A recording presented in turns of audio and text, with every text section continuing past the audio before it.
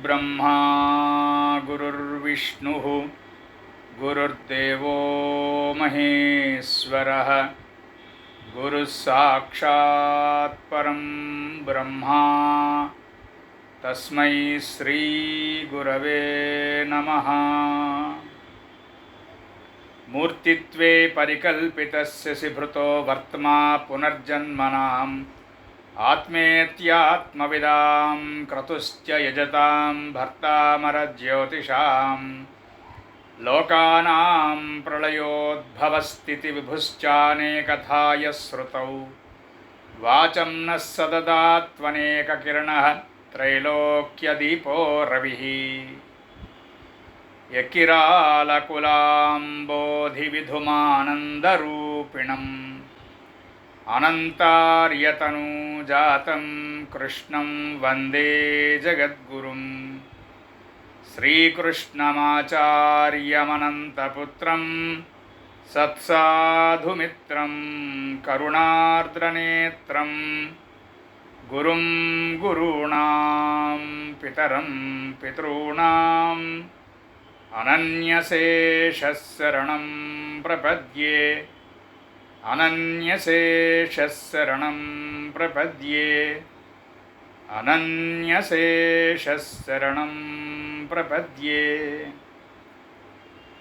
श्रीकृष्णार्यशिष्यराजं ज्योतिश्शास्त्रप्रबोधकं श्रीपथमार्गमार्ताण्डं लक्ष्मणार्यमहं भजे।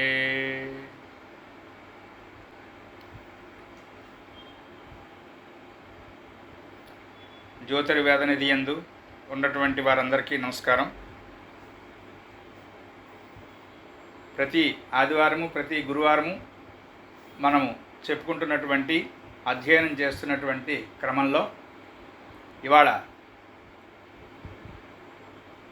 3వ భావము 4వ భావము తదాదిగా ఉన్నటువంటి భావముల యందు చంద్రుడు స్థితి చెంది ఉన్నటువంటి జాతకములలో ఏ విధమైనటువంటి ఫలితములు కనిపిస్తూ ఉంటాయి అనేటువంటిది మనం చూద్దాం. ఇంతకుముందు మనం చెప్పుకున్నట్లుగా ఈ రవి చంద్రుడు అనేటువంటివి ఒక భాగంగాను, కుజాది పంచగ్రహాలు ఇంకొక భాగంగాను, రాహుకేతువులు ఇంకొక భాగంగాను, వరుణ ఇంద్ర యమ అనేటువంటి గ్రహాలు వేరే భాగంగాను మనం విడదీసుకుని అధ్యయనం చేయడం అనేటువంటిది గ్రహశీలాధ్యాయంలో ప్రధానమైనటువంటి కంపారిటివ్ స్టడీస్లో ఉంటుంది. అలాగే భావాల దగ్గరికి వచ్చేటప్పటికి లగ్నం ఒక్కటి వేరేగా చదువుకోవాలి, అనిష్టములు అని పిలువబడేటువంటి 6, 8, 12 భావాల్ని వేరేగా చదువుకోవాలి. అంటే వేరేగా చదువుకోవడము అంటే ఇది ఒక భాగము, లగ్నం ఒక్కటే ఒక భాగముగా, 6, 8, 12 ఇళ్ళు ఒక భాగముగా, మిగతా భావములు ఒక భాగముగా కనుక మనం కంపేర్ చేసుకుంటూ చదువుకున్నట్లయితే ఒకలాంటి దర్శనం ఉంటుంది జ్యోతిష్ శాస్త్రంలో. మొట్టమొదట జ్యోతిష్ శాస్త్ర అధ్యయనంలో కొన్ని సంవత్సరాల పాటు మనదైనటువంటి శైలిలో రకరకముల వ్యాఖ్యానములు, పెద్దలు ఋషితుల్యులు ఇచ్చినటువంటి వ్యాఖ్యానములు, అలాగే ముందు ఆది గ్రంథములు అని పిలువబడినటువంటి బృహజ్జాతకము, బృహత్ పరాశరహోర, సారావళి మొదలైనటువంటి గ్రంథములు ఆ లిస్ట్ ఇచ్చాను. ఇలా మొదట్లో గ్రంథం అర్థం కావటం లేదే అని విసుగు చెంది మానేయకుండా 1కి 2 సార్లు 2కి 4 సార్లు చదువుకుంటూ ఉండడం, ఇది నాకు అర్థం కాలేదు అని పెద్దవాళ్ళని, దగ్గరలో ఉన్నటువంటి వారిని, అవసరమైతే దూరంగా ఉన్నటువంటి వారినైనా సరే మనం వారిని అర్థించి ఆ సందేహ నివృత్తి చేసుకుంటూ ఉండడం, ఇలా కొన్ని సంవత్సరాలు చేయడం వల్ల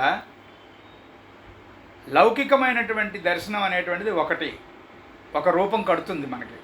మనకంటూ ఒక జ్యోతిష్ శాస్త్రం ఒక రూపం కట్టుకుంటుంది.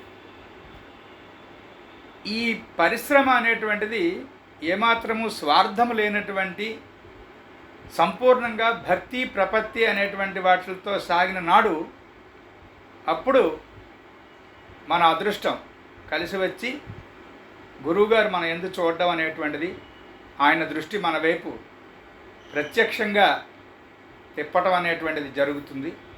అక్కడి నుంచి దర్శన జ్ఞానం అనేటువంటిది వేరేగా ఉంటుంది.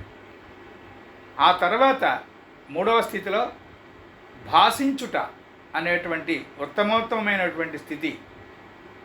అది సమస్తమైనటువంటి దేవతల యొక్క స్వరూపమైనటువంటి సద్గురువు ప్రసాదించవలసిందే తప్ప మన పరిశ్రమ వలన చేతనయ్యేటువంటి విషయం కాదు. ఇదెందుకు చెప్తున్నానంటే,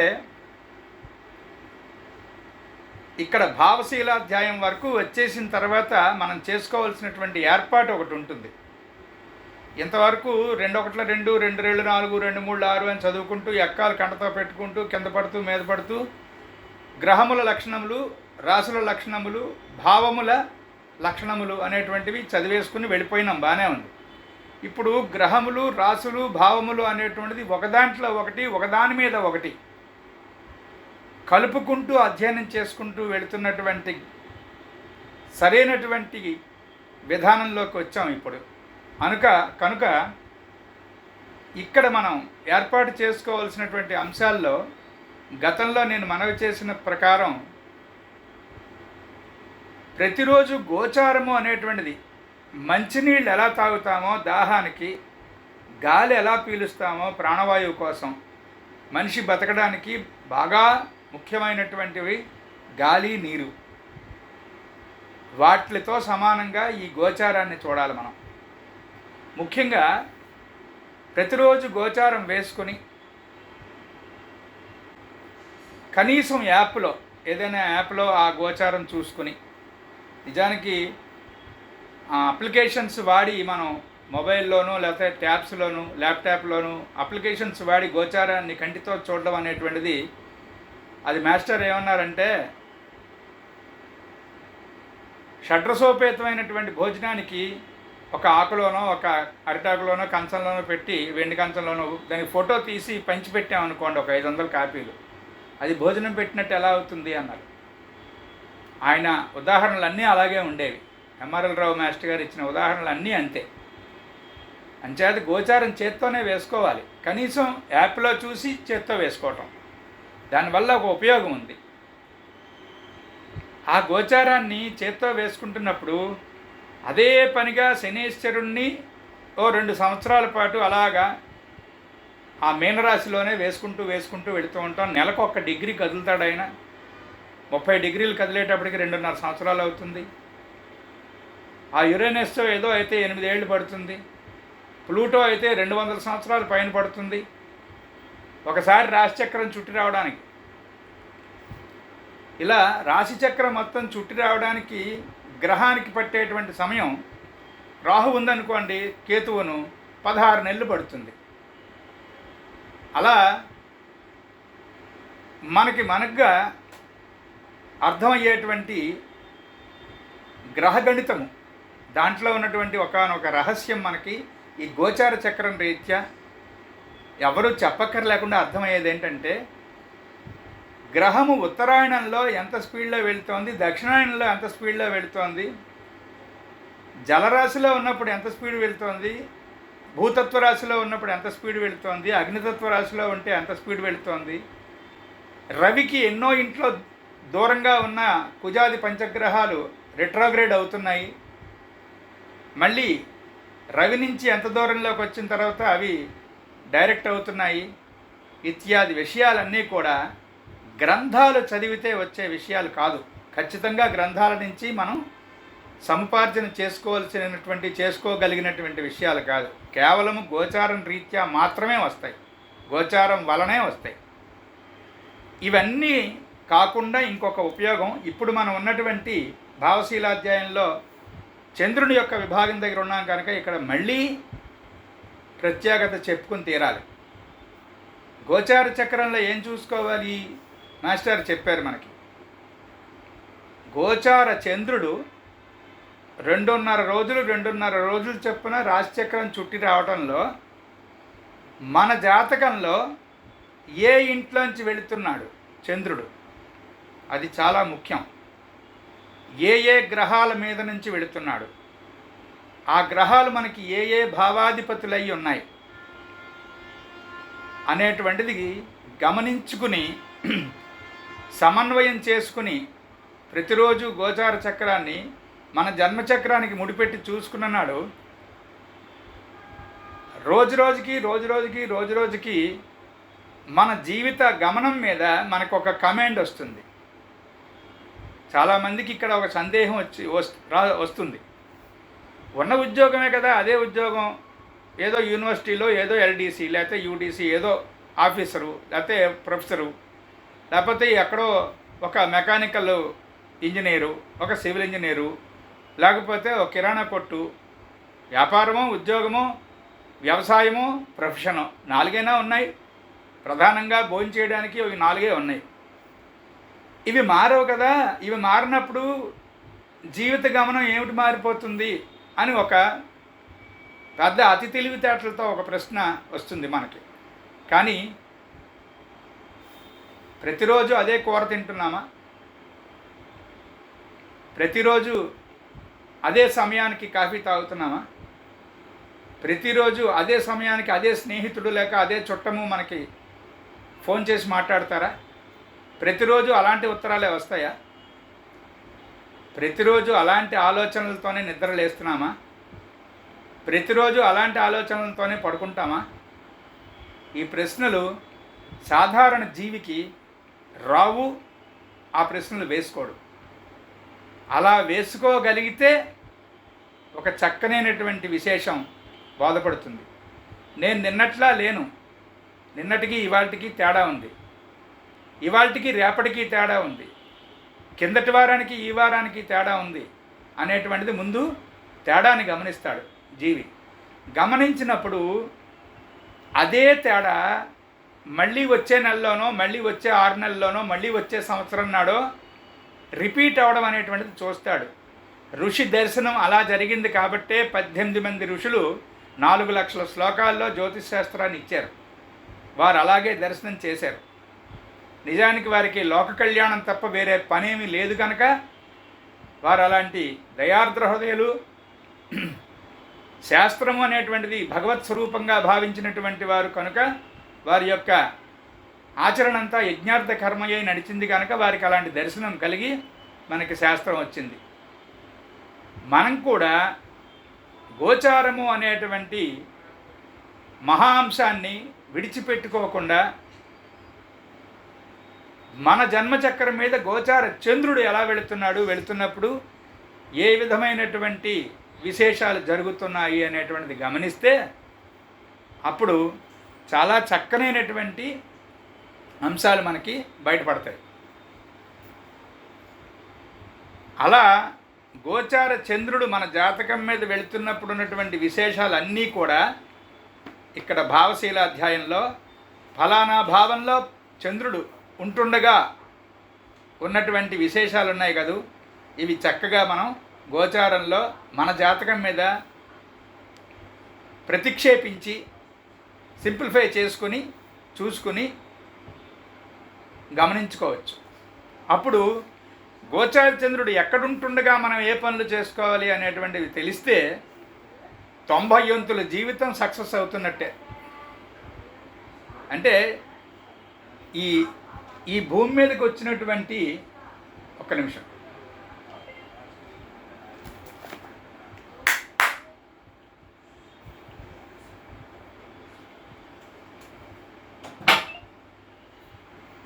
ఈ భూమి మీదకి వచ్చినటువంటి కారణం ఏదైతే ఉన్నదో అది నెరవేరడము అనేటువంటిది జరుగుతుంది. నిజానికి జ్యోతిష్ శాస్త్రానికి పరమావధే అది. మనం అలా జ్యోతిష్ శాస్త్రం ప్రకారం నానాటికి చక్కనైనటువంటి గతుల్లోకి పరిణామం చెంది ఎదుగుతూ మన చుట్టుపక్కల వాళ్ళని, మనకి తెలిసిన వాళ్ళని, మన మీద ఆధారపడిన వాళ్ళని మనల్ని నచ్చుకుని మెచ్చుకుని మనతో పాటు ప్రయాణం చేస్తున్న వాళ్ళని ముందుకు తీసుకెళ్ళటమే జ్యోతిష్ శాస్త్ర పరమావధి. దానికి బాగా గట్టిగా సహాయం చేయగలిగినటువంటి అధ్యాయాల్లో ఈ భావశీలాధ్యాయము, ప్రత్యేకంగా ఈ భావశీలాధ్యాయంలో చంద్రచార అనేటువంటిది, అంటే చంద్రుడు ఒక్కొక్క భావంలో చరిస్తున్నప్పుడు ఉన్నటువంటి విశేషాలు. అందులో మనం 1-2 భావాల్లో చంద్రుడు ఉంటుండగా ఉన్న విశేషాలు చెప్పుకొని ఉన్నాం. ఇవాళ 3వ భావం దగ్గర నుంచి చెప్పుకుంటాం. ఈ 3వ భావంలో ఉన్నటువంటి చంద్రుడికి అన్నిటికన్నా గట్టి లక్షణం ఏంటంటే jack of many trades and master in none. చాలా విషయాలు తెలుసు వీళ్ళకి, కానీ నమ్మడం అనేటువంటిది, వాళ్ళకి తెలుసున్న విషయాల మీద వాళ్ళకి నమ్మకం తక్కువ. మనకి మాస్టర్ నోట్స్లో ఇచ్చారు చూసారా, జెమినీ వారు తెలియనిది ఎక్కువ, నమ్మునది తక్కువ అని ఇచ్చారు. అలాంటి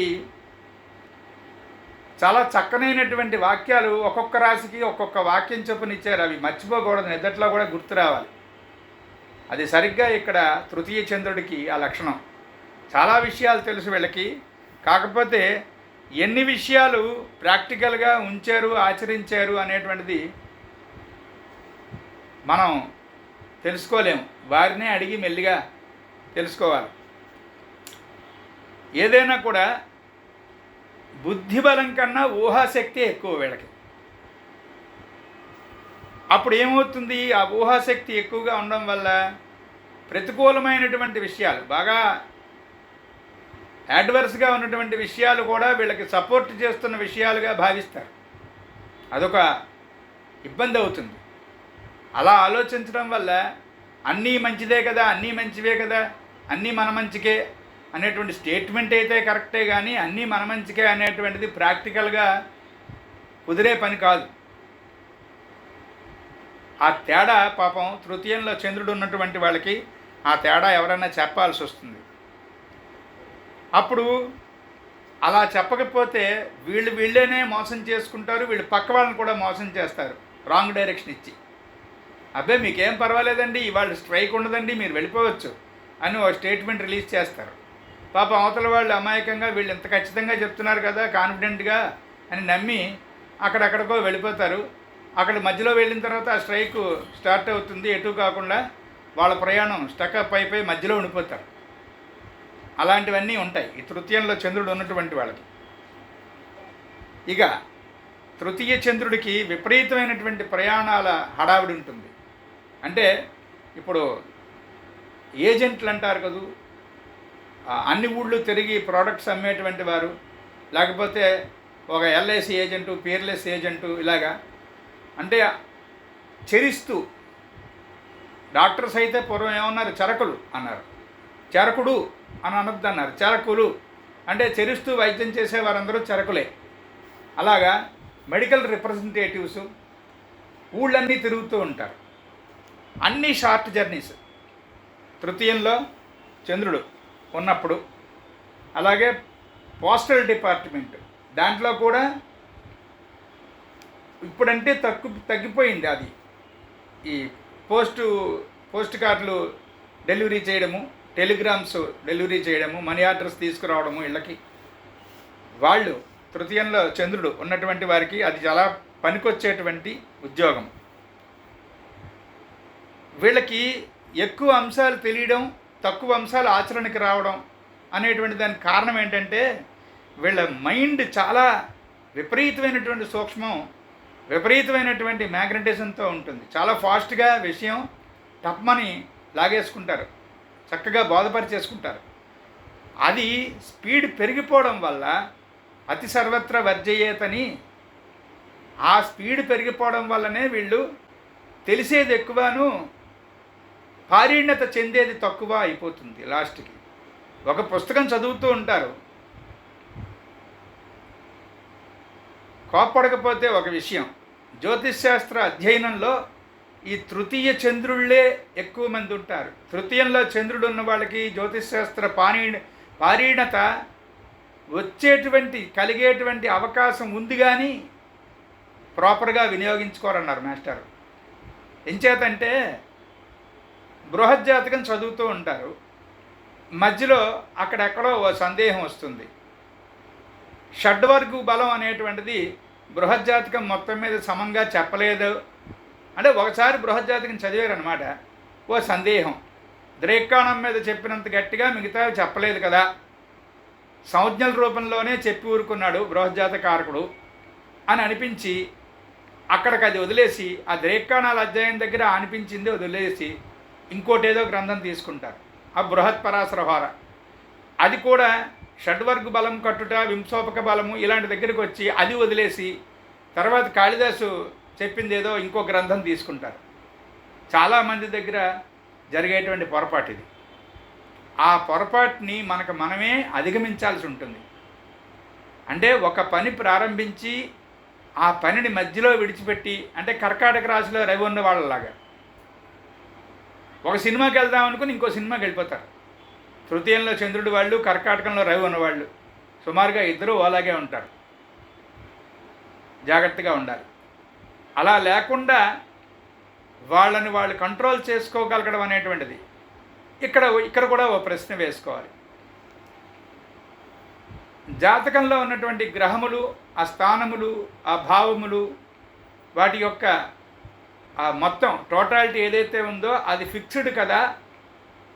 అలాంటి సమయంలో అలాంటి లగ్నంతో అలాంటి లక్షణాలతో జన్మించామంటే అక్కడ విధిరాత మారదు కదా అనేటువంటి ఒక బద్ధకంతో కూడిన చొప్పదంటూ ఆలోచన ఉంటుంది చాలామందిలో. నిజానికి ఈ ఆలోచన వల్లనే బాగా పిచ్చిగా వాదిస్తారు చాలామంది.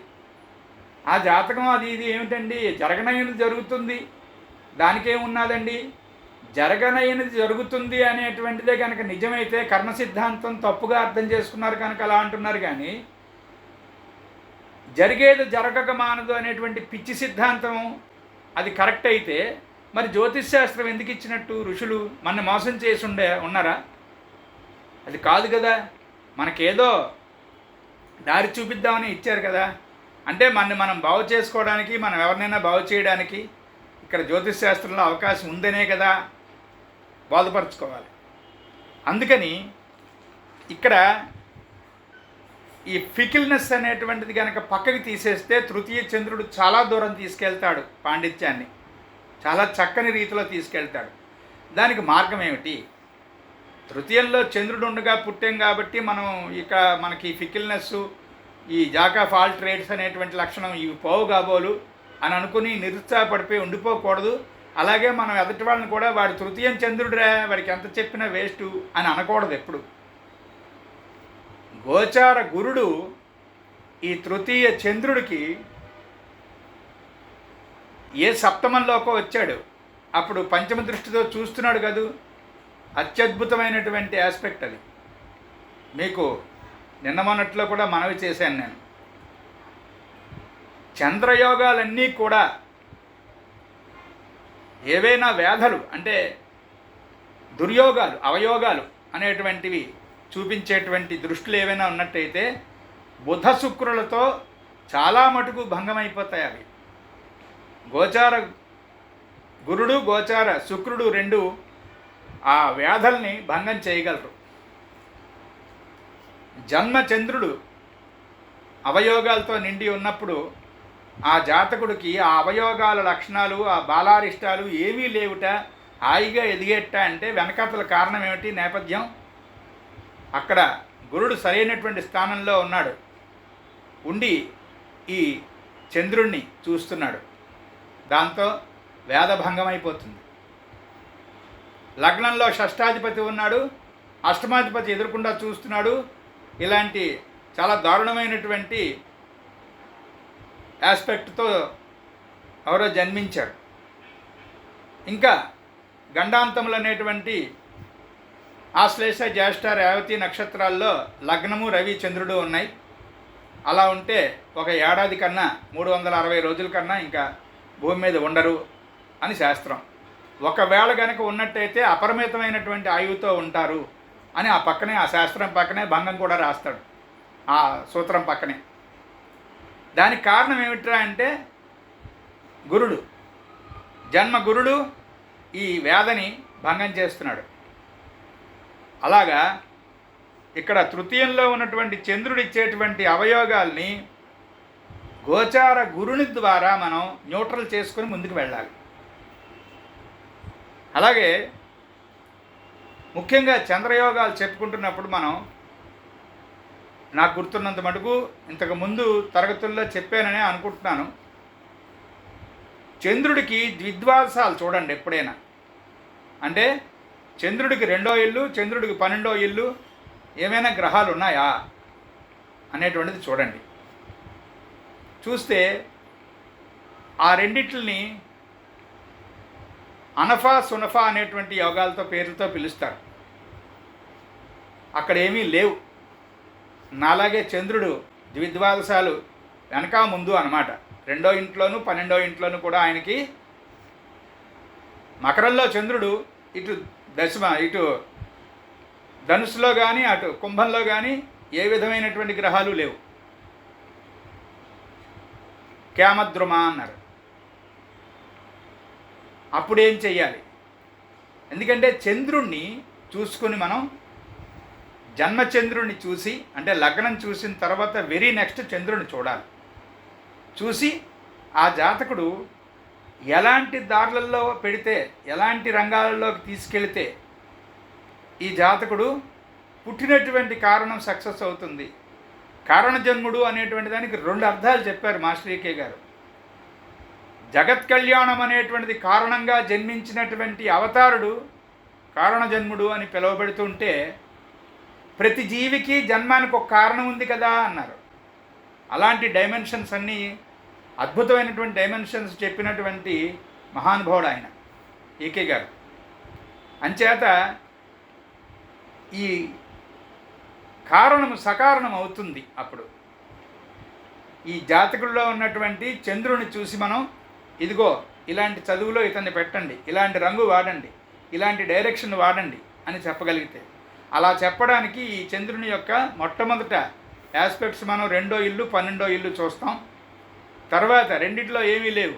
చంద్రుడికి 6, 7, 8 ఇళ్లల్లో గురు, బుధ, శుక్రులు కనుక ఉంటే అది అధియోగము అంటారు. ఇలాగా చంద్రుడి నుంచి కనీసం ఒక 12, 13 యోగాలు చంద్రయోగాల లిస్టులో ప్రత్యేకంగా చూసుకోవాల్సినవి ఉంటాయి. చంద్రుడి నుంచి స్క్వేర్స్లో ఎవరున్నారు, చంద్రుడి నుంచి ట్రైన్స్లో ఎవరున్నారు, చంద్రుడి నుంచి సెక్స్టైల్స్లో ఎవరున్నారు చూసుకుంటే ఆల్మోస్ట్ ఆ జాతకుని యొక్క జీవిత విశేషాల్లో 3 వంతులు మన దగ్గర ఉన్నట్లు లెక్క. దీనికి ఒక కారణం చెప్పారు మాస్టర్.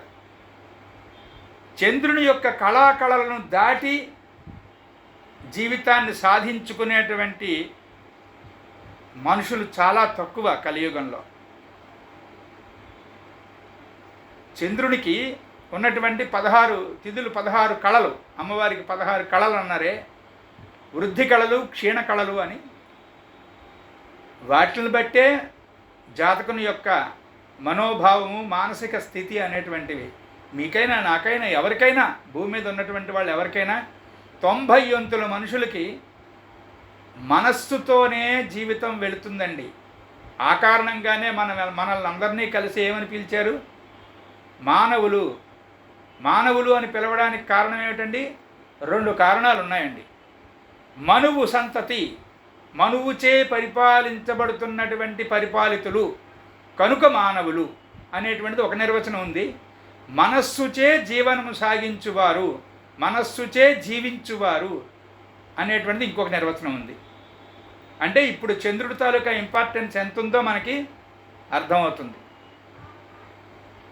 మాస్టర్ అంటారు, ఎవరికైనా జాతకం చెప్పేటప్పుడు లగ్నమును చంద్రుడును దశమం తాలూకా కసపు తీసుకుంటారా, చాలా మటుకు మీకు ఆస్పెక్ట్స్ అన్నీ వచ్చేస్తాయి అని.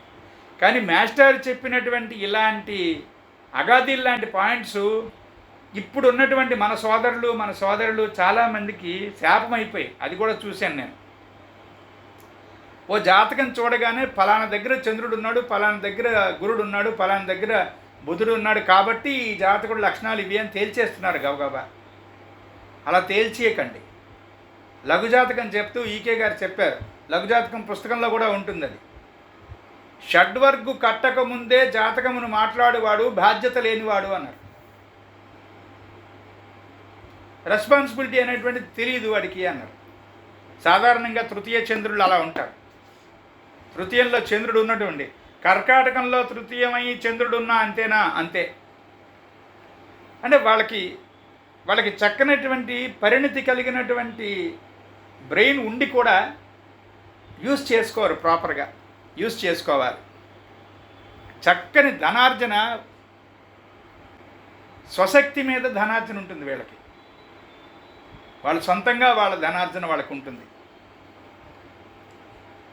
ఈ చెప్పాను కదా, ఈ తృతీయంలో ఉన్నటువంటి చంద్రుడికి కానీ గురుడి దృష్టి ఉంటే, అంటే 3, 4, 5, 6, 7, 7వ ఇంట్లో గురుడు, 3వ ఇంట్లో చంద్రుడు ఉన్నారనుకోండి, లేదా 3, 2, 1, 12, 11, 7 కానీ 11 కానీ గురుడు ఉండి 3లో చంద్రుడు ఉన్నాడు అనుకోండి, చాలా చక్కనైనటువంటి యోగము. ఆ చంద్రుడు క్షీణచంద్రుడై ఉన్నా కూడా బలవంతుడైనట్లు లెక్క. షడ్వర్గు బలాలు అనేటువంటివి, అష్టకవర్గు బలాలు, సప్తకవర్గు బలాలు, అలా బలాలు కట్టుకున్నప్పుడు ఇలా ఉంటే కనుక ఖచ్చితమైనటువంటి దృష్టి బలాలు ఏర్పడతాయి. అందుకే ఈ చంద్రుడిని చెప్పుకునేటప్పుడు మొన్న చెప్పాను మీకు, ఈ భావశీలాధ్యాయంలో చంద్రాధ్యాయం కనుక మనం జాగ్రత్తగా 1-2 సార్లు మర్చిపోకుండా అదే పనిగా కనుక చదువుకుంటూ మళ్ళీ చరివిత చరణం, పురస్చరణం చేస్తూ ఉంటే ఆ ముహూర్త భాగము అనేటువంటిది చాలా మటుకు మనకి బలం ఏర్పడుతుంది. చెప్పాను కదా, తారాబలము చంద్రబలము. తారాబలం చంద్రబలం తదేవ విద్యాబలం దైవబలం తదేవ తేంగృహిగం లక్ష్మీపదే తేంగృహిగం స్మరామి అని మనకి సంకల్పంలో. ఇప్పుడు మానేసుకున్నాం సంకల్పంలో. ఎవరైనా మంచివాళ్ళు పురోహితులు ఉంటే చెప్పాలి తప్ప అసలు మామూలుగా నిత్య సంకల్పంలో కూడా ఉంటుంది ఇది. తారాబలము చంద్రబలము ఒకటేనండి అనుకునే వాళ్ళు కూడా చాలామంది అమాయకంగా ఉంటారు పాపం. అంటే కొన్ని వీలుగా ఉండేటువంటి విషయాలు పెద్దలు చెప్పకపోవడం వల్ల ఇవన్నీ నిజానికి మనకి మాస్టర్ గారి మార్గంలో భారతీయ బాలశిక్ష చదువుకుంటూ మన మాస్టరీ స్కూల్స్, బాలబాను విద్యాలయం అనేటువంటి వాటిల్లో చదువుకున్న వాళ్ళకి మనం చెప్పుకున్నటువంటి ఈ తరగతులన్నీ కూడా వాళ్ళు 5, 6, 7 తరగతుల్లో చెప్పేసుకున్న విషయాలు. అదృష్టవంతులు వాళ్ళు.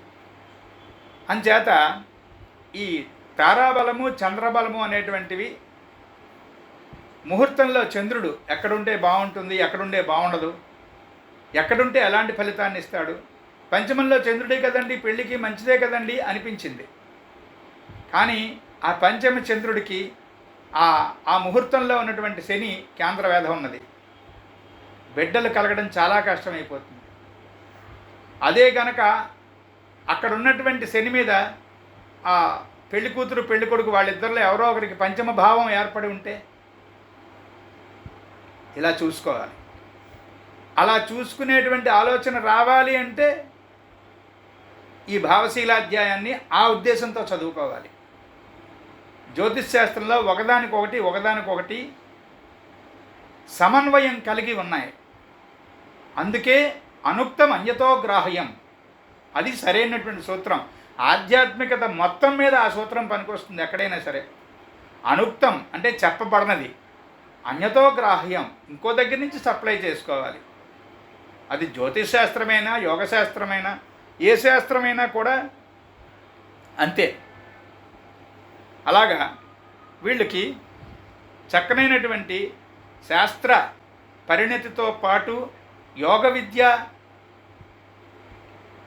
పరిణామమున సరైనటువంటి మార్గంలో వెళ్ళేటువంటి అవకాశం ఉంటుంది. చెప్పాను కదా,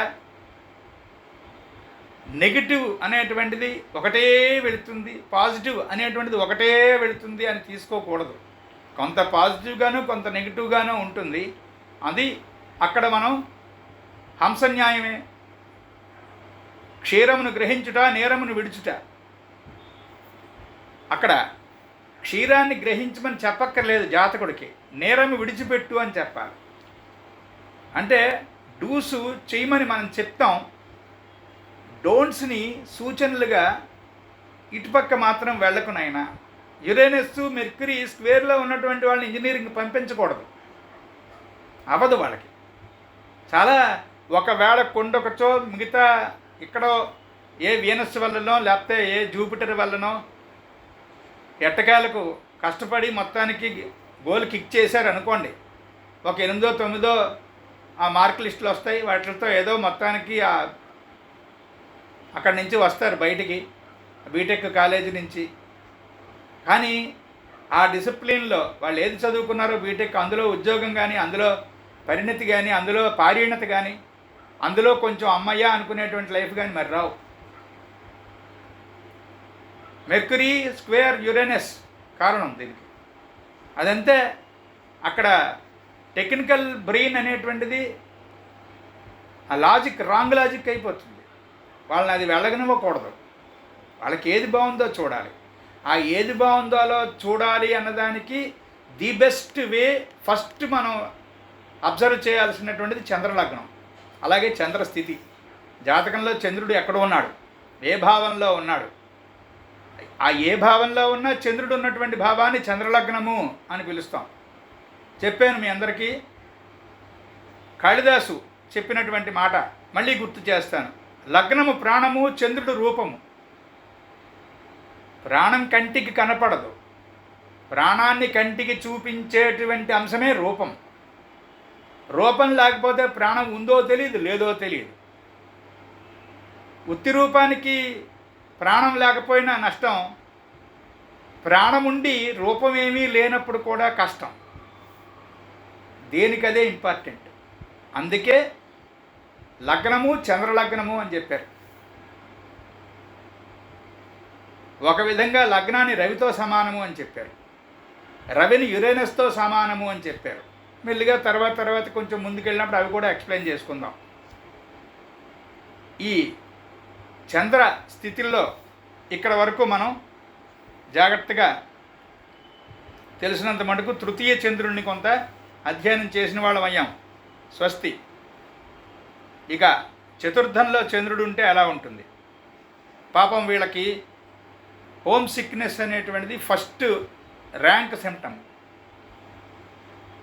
వాళ్ళ ఎంతసేపు వాళ్ళ భార్య, పిల్లలు, భర్త, తల్లి, తండ్రి, మా ఇల్లు, మా పెరట్లో మా జామ చెట్టు అన్నట్టుగా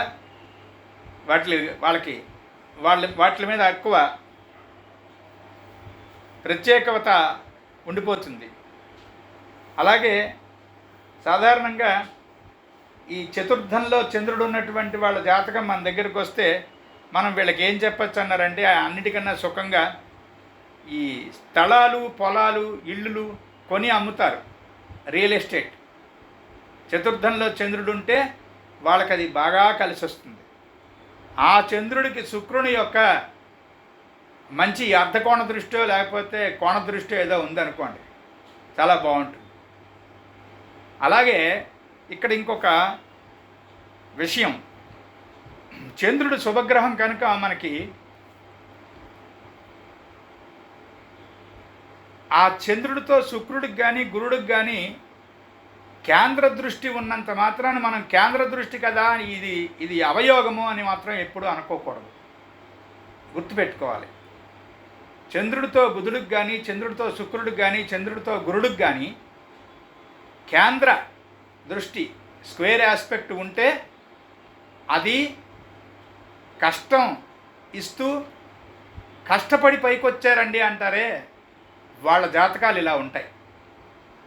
ఆ చంద్రుడికి అంటే శుభగ్రహాల మధ్యలో ఈ స్క్వేర్ ఆస్పెక్ట్ ఉంటుంది.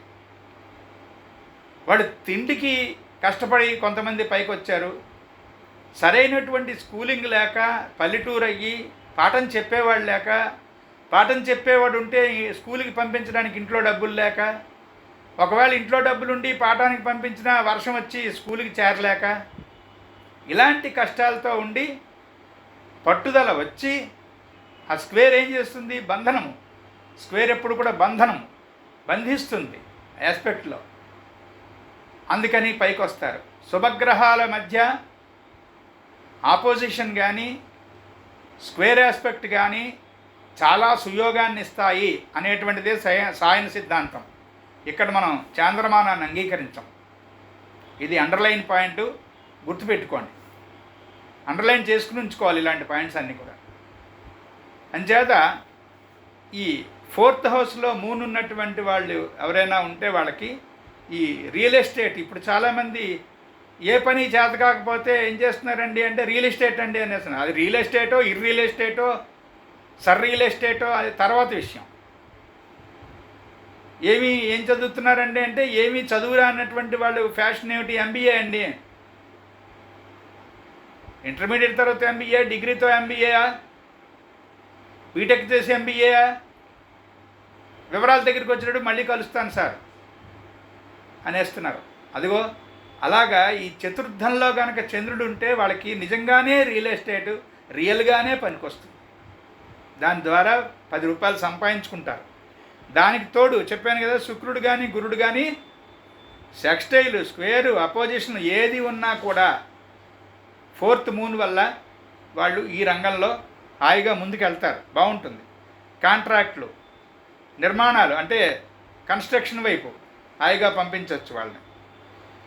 ఇక్కడే కొంతమంది అనుకుంటారు ఎప్పుడు కూడా, ఇప్పుడు ఈ ఫోర్త్ మూన్కి ఇంత లక్షణం, మంచి లక్షణం చెప్పారు కదా, మరి లియో మూన్కి కూడానా, స్కార్పియో మూన్కి కూడానా అనిపిస్తుంది, క్యాప్రికార్న్లో మూన్ ఉన్నా కూడానా అనిపిస్తుంది. ఫోర్త్ అయ్యి అక్కడ ఉంటే అంటే స్థితి యుతి వీక్షణము అన్నారు కదా, మరి అలా గుర్తుపెట్టుకోండి. భావశీలాధ్యాయంలో ఉన్నటువంటి లక్షణము ఒక పక్కన పెట్టుకోవాలి, రాశిశీలాధ్యాయంలో చెప్పబడేటువంటి లక్షణాన్ని ఒక పక్కన పెట్టుకోవాలి. అంటే చతుర్థంలో చంద్రుడు ఉంటుండగా ఉండేటువంటి లక్షణాన్ని రాసి పెట్టుకుని ఫలానా రాశిలో చంద్రుడు ఉంటుండగా అనేటువంటి లక్షణాన్ని ఒక పక్కన పెట్టుకుని ఈ చంద్రుడిని ఎవరెవరు చూస్తున్నారు, అసలు ఈ చంద్రుడు ఏ భావాధిపతి అయ్యాడు ఈ జాతకానికి అనేటువంటి ప్రధానమైన విషయాన్ని ఇంకొక దగ్గర పెట్టుకుని, ముఖ్యంగా 4వ పాయింట్ ఏమిటి, ఇప్పుడు ఏ దశ వెళుతోంది ఈ జాతకుడికి, ఈ 4టికి 90 కోణాలు 90 డిగ్రీలు 90 డిగ్రీలు చొప్పున ఒక చతురస్రం గీసుకుంటే అది వాడి ఫలిత జ్యోతిషం, అది వాడి ప్రెడిక్టివ్ ఎస్ట్రాలజీ అవుతుంది ఆ జాతకానికి. అంచేత ఇందులో ఏదో ఒకటి తీసేసి గబుక్కొని మనం ప్రెడిక్షన్ ఇవ్వడానికి లేదు. ఇవన్నీ పక్కకు పెడితే ఇంకొకటి కూడా ఉంది కదా, అసలు చంద్రుడు ఎంతవరకు బలం గలవాడు, షడ్వర్గులు కట్టి బలం కూడా కట్టుకోవాలి కదా. అందుకని స్థితి యుతి వీక్షణము అనేటువంటి వాటిని అడుగడుగున చూస్తూనే వెళ్ళాలి. అక్కడ ఈ లక్షణాన్ని, భావశీలాధ్యాయంలో ఇచ్చిన లక్షణాన్ని, ఒక లక్షణం చంద్రుడు చతుర్థంలో ఉన్నాడండి, అతనికి రియల్ ఎస్టేట్ చేయమని చెప్పానండి, కానీ అతనికి ఏం కలిసి రాలేదండి, అసలు మనం చెప్పకూడదు, అలాగా కలిసి రాలేదండి అని బాధపడిపోకూడదు. అలాంటి ఫెయిల్యూర్కి కారణం ఏమిటి, వాటిరేవు నారాయణరావు గారని ఆయన జాతక నారాయణీయము, షడ్వర్గ బలము ఇలాంటి చిన్న చిన్న గ్రంథాలే కానీ అగాధి లాంటి గ్రంథాలు ఇచ్చాడు ఆయన. అంటే ఎక్సలెంట్ ఆర్గ్యుమెంట్స్ ఉంటాయి అందులో. ఆయన ఏమంటాడంటే ప్రధానమైనటువంటి 6 వర్గచక్రాల్లో ఒక్కొక్క వర్గచక్రం గురించి ఒక్కొక్క ఋషి స్పెషలైజ్ చేసి ఇచ్చాడు. అంటే ఇప్పుడు 6 ఋషులను చదువుకోవాలి మనం, నిజానికి అంతే. ఒక్కొక్క గ్రంథం ఒక్కొక్క విషయానికి స్పెషలైజేషన్, అవన్నీ తెచ్చుకుని వైద్యం చేయాలి. ఉన్న ప్రధానమైనటువంటి 6 సిస్టమ్స్లో ఏదో ఒకటి ఎక్కడో దగ్గర అనేటువంటిది ఒకటే గ్రంథం చదివేసి మనం వైద్యం మొదలు పెట్టేస్తామంటే అవదు. బోనీ సిస్టము, సర్క్యులేటరీ సిస్టము, ఇంకో సిస్టము, ఏదో చర్మ సిస్టము, కళ్ళ సిస్టమ్, అంటే ఒక్కొక్కటి ఎక్సలెంట్గా స్పెషలైజ్ చేసి చెప్పారు మనకి. అవన్నీ తెచ్చుకొని చదువుకోవాలి. అప్పుడు వైద్యం, అప్పుడు జ్యోతిష్ శాస్త్రం. అది మాత్రం మనం మర్చిపోకూడదు ఎట్టి పరిస్థితుల్లో. ఈ ఫోర్త్ మూన్కి ఇంకో లక్షణం ఏమిటన్నారు, కాదండి నేను వ్యాపారం ఏం చేయదలుచుకోలేదండి, ఉద్యోగం వైపు వెళ్ళమన్నారు మా నాన్నగారు అమ్మగారును, అంచేత మా ఇంట్లో అందరూ, మా వంశంలో అందరూ ఉద్యోగస్తులేనండి, మాకు వ్యాపారం భయం. వీళ్ళిద్దరు ఉంటారు ప్రజలు. కొంతమంది వ్యాపారస్తులంటేనే మానవులని, ఉద్యోగస్తులందరూ మోసగాళ్ళని కొంతమందికి నమ్మకం. వ్యాపారస్తులందరూ మోసం లేకపోతే అసలు వ్యాపారమే చేయరని, ఉద్యోగం చేయడమే ధర్మయుతమైనటువంటి మార్గం అని కొందరు పిచ్చి. ఈ ఇద్దరిని ఏమన్నారు ఈకే గారు, ఒక్కొక్కడు ఒక్కొక్క కన్ను పొడుచుకున్న గుడ్డివాళ్ళు అన్నారు. అలా ఉండరు కదా. అందుకని నాకు వ్యాపారం వద్దండి, నాకు ఉద్యోగమే కావాలండి అని అడిగినటువంటి ఈ చతుర్థ చంద్రుడికి పీడబ్ల్యూడిలో అప్లై చేయమని చెప్పాలి. అంటే పబ్లిక్ వర్క్స్ డిపార్ట్మెంట్ ఉంది కదా, అలాంటి వాటిల్లో ఉద్యోగం, పంచాయతీరాజ్ శాఖ ఇలాంటి వాటిలో ఏదో నోటిఫికేషన్ పడుతున్నప్పుడు అప్లై చేస్తే వాళ్ళు బాగుంటారు. ఉద్యోగానికి సంబంధించి మా మాట వచ్చింది కనుక దశమ భావానికి నవాంశ కట్టి ఆ నవాంశాధిపతి ఎక్కడైతే ఉన్నాడో ఆ స్థితి, ఆ స్థానము యొక్క అధిపతికి ఆ నవాంశాధిపతికి ఉన్నటువంటి చెప్పబడినటువంటి శాస్త్రంలో చెప్పబడినటువంటి ప్రొఫెషన్స్ వాళ్ళకి బాగా అనుకూలము అన్నారు. ఈ దశమాధిపతి యొక్క నవాంశ అధిపతి ఎక్కడ ఉన్నాడో ఆ స్థానము, అలాంటి స్థానాలు, కర్కాటకం అనుకోండి సముద్రపొడ్డు అన్నారు, సింహం అనుకోండి పర్వత అరణ్య సీమ అన్నారు, మేషం అనుకోండి గొర్రెల కబేళ అలాంటి వాటి దగ్గర బాగా ఎండిన ప్రదేశాలు అన్నారు, వృశ్చికం అనుకోండి మురుక్కోనేర్లు తేళ్ళు జెర్లు ఉన్నటువంటి బాగా కీకారణ్యాలు అన్నారు.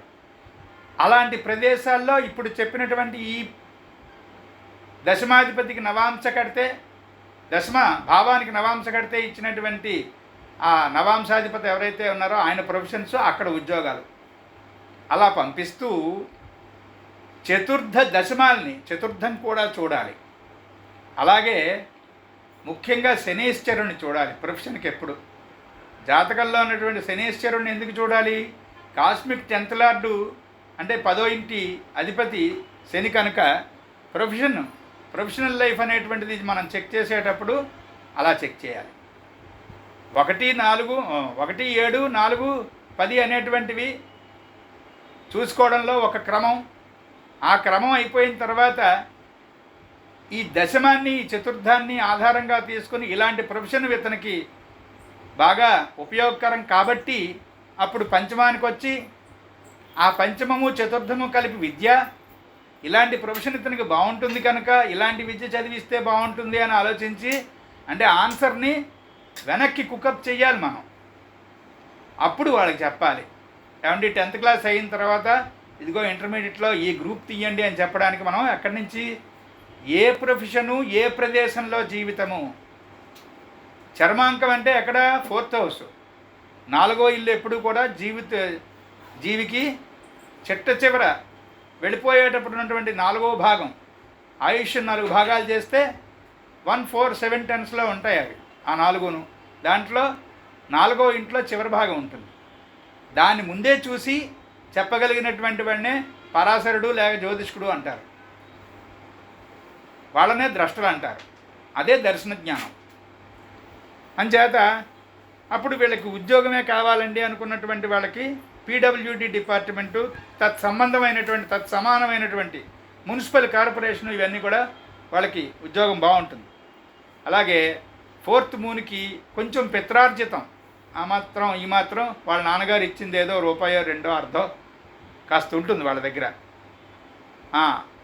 ఒక్కొక్క సుయోగంతో పాటు ఒక్కొక్క అవయోగం కూడా ప్రతి గ్రహస్థితిలోనూ కనిపిస్తుంది కనుక ఇక్కడ 4th మూన్కి అస్తమాటు ఇళ్ళు మారడమే కాకుండా అస్తమాటు ఊర్లు కూడా మారుతాట వీరు. అంటే మిగతా కారణాలు కూడా చూడాలి.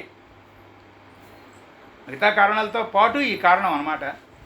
ఈ 4th మూను ఊర్లు ఇళ్ళు మారిపోతూ ఉంటాడు. ఆ ఇళ్ళు పొలాలు చెప్పాను కదా, ఇళ్ళు పొలాలు అనేటువంటివి కొనడము అమ్మడం అనేటువంటి పని ఈ 4th మూన్ వాళ్ళకి చాలా బాగుంటుంది. అలాగే 4th హౌస్ వాహనానికి కూడా ప్రతీక కనుక వాహనాలు అమ్ముకోవడము కొనడము, ఇది కూడా అంటే సెకండ్ హ్యాండ్ వాహనాల వ్యాపారం ఉంటుందే. నన్ను అడిగితే కొత్త వాహనాలు అమ్మే డీలర్ కన్నా వీళ్ళే బాగుంటారు. చాలా బాగుంటుంది ఈ వ్యాపారం. అంటే ఏదైనా సూట్ అయితే చాలా బాగుంటుంది, సూట్ కాకపోతే చాలా కష్టంగా ఉంటుంది. అలాగా వీళ్ళకి 4th మూన్ వాళ్ళకి మాతృభక్తి విపరీతంగా ఉంటుంది. 4th హౌస్లో సన్ ఉన్నాడు అనుకోండి, తల్లి దగ్గర పాలు తాగడం అనేటువంటిది చాలా కష్టం అవుతుంది అని ఉంటుంది శాస్త్రంలో. ఎక్కడ ఉంటుంది ఈ సూత్రము అంటే మనకి చెప్పాను, మొదట్లోనే మీకు ఈ భావశీలాధ్యాయానికి సంబంధించి సడన్గా పేరు మర్చిపోయాను, చమత్కార చింతామణి గుర్తొచ్చింది.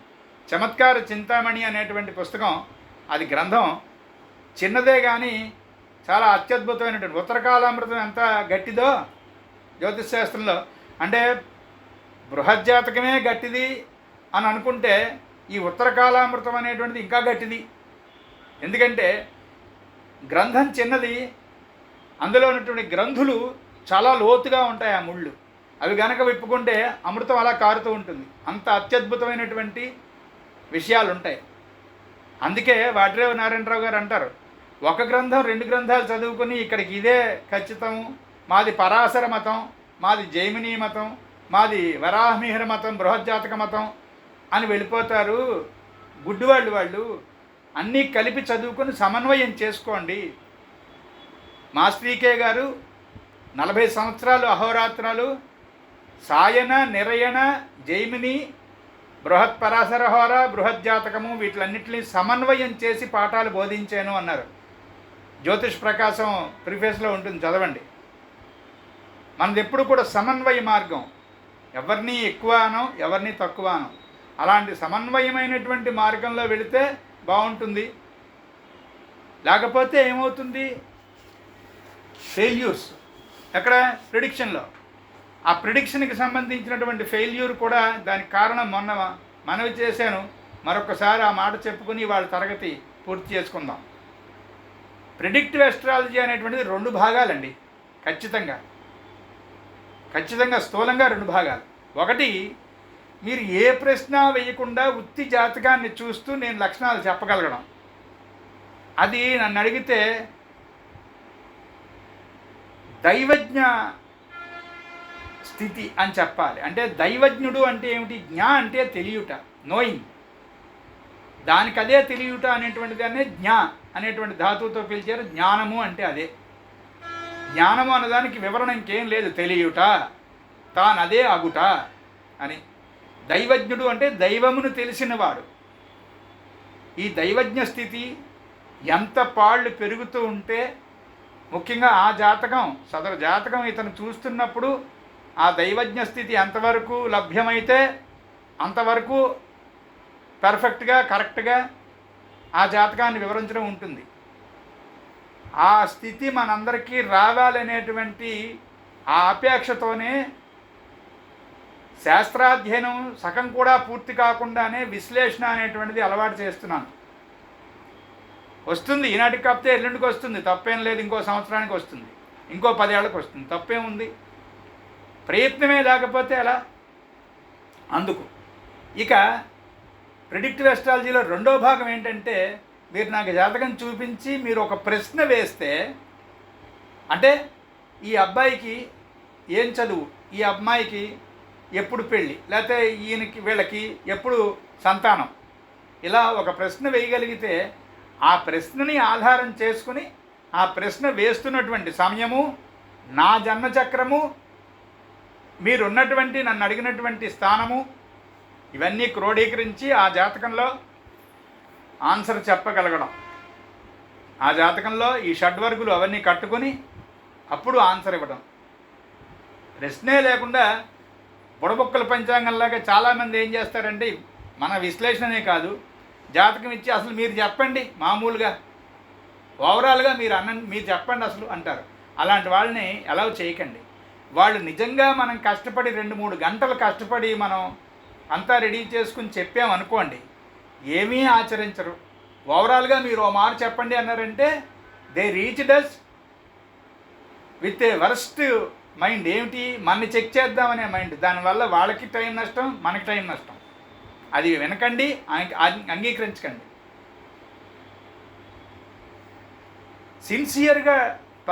సిన్సియర్గా ప్రశ్న ఉంటుంది. పాపం కొంతమందికి ఎక్స్ప్రెస్ చేయలేకపోవచ్చు. అంటే ఏదో బాధో, సిగ్గుపడ్డమో ఏదో కారణం ఉంటుంది. ఏమండి మేము ఫలానాది కొన్ని చెప్పుకోలేకపోతున్నామండి, కొన్ని ఇబ్బందులు ఉన్నాయండి. ముఖ్యంగా కొన్ని ఇబ్బందులు చెప్పుకోలేకపోతున్నాం అన్న కేసులన్నీ కూడా మనకి అయితే 4th హౌస్కి లేదంటే 7th హౌస్కి సంబంధించి ఉంటాయి. అంతే ఉంటాయి, ఇంకంతకన్నా ఉండవు. వాళ్ళు చెప్పుకోలేకపోవచ్చు. అప్పుడు మనం 1-2 లీడింగ్ క్వశ్చన్స్ వాళ్ళని అడిగి, ఆ జాతకంలో ఉన్నటువంటి కండిషన్స్కి ఇలా ఉందా అని అడిగి, అప్పుడు భార్యాభర్త ఇద్దరు జాతకాల్లోనూ షడ్వర్గులు కట్టి చక్కగా మొత్తం డేటా అంతా రెడీ చేసుకున్నాక అప్పుడు మాట్లాడడం మొదలు పెట్టాలి. జాతక చక్రం ఒకటి చూస్తూ మాట్లాడేస్తే అయిపోయింది. అలా ఉండదు, అలా కుదరదు. అంచేత ఇక్కడికి మనం ఈ 3వ ఇల్లు 4వ ఇల్లు ఈ భావాల్లో చంద్రుడు ఉంటుండగా ఉన్నటువంటి విశేషాలు కొంత అధ్యయనం చేయగలిగాం కనుక భగవంతుని కృప వలన వచ్చే తరగతిలో మిగతా విశేషాలు చెప్పుకుందాం. స్వస్తి. స్వస్తి ప్రజాభ్య పరిపాలయంతాం న్యాయేన మార్గేణ మహిమహీషాః గోబ్రాహ్మణేభ్య శుభమస్తు నిత్యం. లోకా సమస్తా సుఖినో భవంతు. ఓం శాంతి శాంతి శాంతి.